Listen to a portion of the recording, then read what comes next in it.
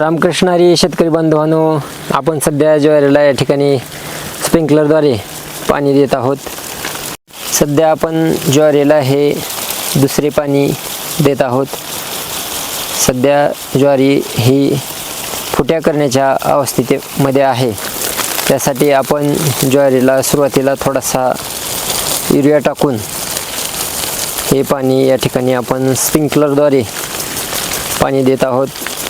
जशा प्रमाणामध्ये आपल्याला ओल हवे आहे त्या प्रमाणामध्येच आपण पाणी ज्वारीला दिलं पाहिजे।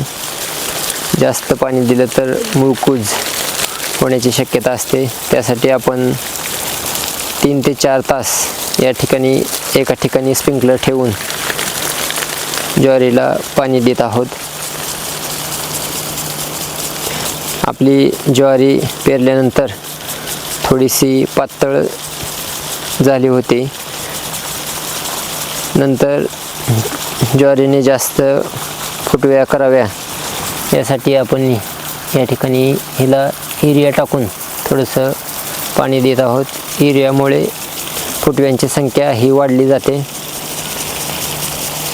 तर आम्हाला आमची ज्वारी कशी वाटली हे नक्कीच कमेंट करून सांगा। रामकृष्ण हरी।